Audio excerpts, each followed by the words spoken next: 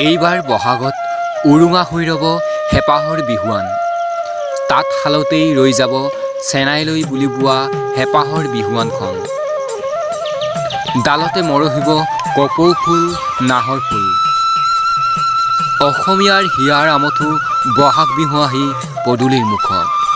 কুলি কেতেকীৰ মাত শুনাৰ লগে লগেই প্ৰতিজন চহা অসমীয়াৰ মন হয় উগুল থুগুল। কিন্তু এইবাৰ শুনিবলৈ নাই ঢোল পেঁপা মাত, নাই বিহুৰ আখৰা।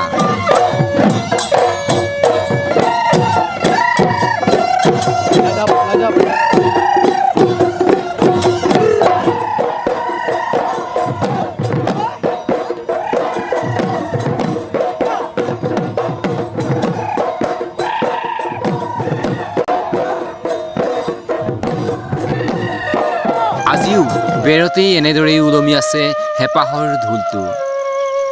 বিহু আহিলেই আনন্দত মতলীয়া হৈ পৰা ডেকা গাভৰু এইবাৰ যেন ঘৰৰ ভিতৰতে আবদ্ধ। গছৰ ডালত ফুলা কপৌ ফুল, নাহৰ ফুলপাহ যেন এইবাৰ গছৰ ডালতে মৰহিব। চেনেহৰ ঢুলীয়াৰ আপোন ঢোলৰ গুমগুমনিত নাচনীৰ কঁকাল যেন নাভাগিব এইবাৰ। কাৰণ পৃথিৱী এতিয়া ৰোগাক্ৰান্ত। মহামাৰী কৰোণা ভাইৰাছৰ ত্ৰাসৰ বাবেই সকলো যেন ম্লান পৰিল এইবাৰ। ঘৰতে লকডাউনৰ মাজত আবদ্ধ হৈ পৰিছে সকলো। এইবাৰ বিহুত বিহুৱান যাচিবলৈ আপোনজনক হয়তো কাষত নোপোৱাৰ বেদনা থাকি যাব নাচনীহঁতৰ। বহুদিনৰ পৰা মনতে পুহি ৰখা নাচনীহঁতক লগ নোপোৱাৰ বেদনা ডেকাহঁতৰ। অৱগত যে কৰোণা ভাইৰাছে সম্প্ৰতি সমগ্ৰ বিশ্বতে কেনেকুৱা এক আতংকময় পৰিস্থিতিৰ সৃষ্টি কৰিছে। এনে আতংকময় পৰিস্থিতিৰ মাজতে চাওঁতে আমাৰ হেঁপাহৰ ৰঙালী বিহুটিও পালেহি। কিন্তু এইবাৰৰ বহাগ বিহুৰ অনুভৱ সুকীয়া। এইবাৰৰ বিহু আগৰ দৰে নহয়। যি বহাগ বিহুৰ কাৰণে আমি প্ৰতিজন অসমীয়াই খুব হেঁপাহেৰে, খুব উৎসাহেৰে ৰৈ থাকোঁ, সেই বহাগৰ দিনকেইটাত এইবাৰ আমি ঘৰতে আবদ্ধ হৈ থাকিব লাগিব। যি বহাগৰ বিহুত আমি ঘৰে ঘৰে গৈ হুঁচৰি উপভোগ কৰোঁ, ঘৰে ঘৰে গৈ পিঠা পনা খাওঁ, এইবাৰ আমি সেই সকলোবিলাকৰ পৰা বঞ্চিত হৈ থাকিব লাগিব। গতিকে মোৰ দৰে আপোনালোক সকলোৰে দুখ লগাটো তেনেই স্বাভাৱিক। কিন্তু উপায় নাই, পৰিস্থিতি যিহেতু এনেকুৱা, এই পৰিস্থিতিত আমি সকলোৱে সাৱধান হৈ থাকিবই লাগিব, ঘৰৰ ভিতৰত আবদ্ধ হৈ থাকিবই লাগিব, তাৰ বাহিৰে কোনো উপায় নাই। গতিকে আশা কৰিছোঁ আপোনালোক সকলোৱে এইবাৰৰ বহাগৰ বিহুটিত ঘৰতে থাকি পৰিয়ালৰ সৈতে যেনেদৰে সম্ভৱ তেনেদৰে উদযাপন কৰিব। আপোনালোক সকলোলৈকে আগন্তুক ৰঙালী বিহুৰ আন্তৰিক শুভকামনা যাচিলোঁ। আশা কৰিছোঁ এই ৰঙালীয়ে আমাৰ মাজৰ পৰা সকলোবোৰ প্ৰতিকূল পৰিস্থিতি সোনকালে আঁতৰাই নি আমাৰ মাজত পুনৰ ৰং কঢ়িয়াই আনিব, তাৰে কামনা কৰিলোঁ। ঘৰতে থাকক, সুৰক্ষিত থাকক। আপোনালোক সকলোৰে সুস্বাস্থ্য কামনা কৰিলোঁ। ধন্যবাদ।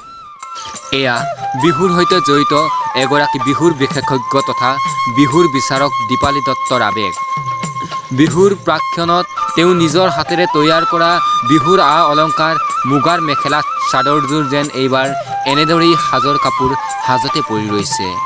তথাপিও মহামাৰী দুৰ্যোগৰ সময়ত সকলোকে ঘৰৰ ভিতৰতে সোমাই থাকি সুৰক্ষিত থকাৰ আহ্বান জনাই এফাকি বিহুনাম জুৰিলে এইগৰাকী বিশেষজ্ঞই। বিহু নামকে গাব বিচাৰিছোঁ। হাই হাই হালে নুভুমুকিয়াই, হলে নুভুমুকিয়াই, চেঙাই নুভুমুকিয়াই খালত। হাই হাই দেহৰে ঐ ভিতৰত তুমি মাৰা ভুমুকি, তুমি মাৰা ভুমুকি, সদায় নপৰি থাকে মনত। হাই হাই থুৰিয়াই ঐ কাটিলো তামোল তিনিখনি, তামোল তিনিখনি, নুৰিয়াই ঐ বান্ধিলো পাণ।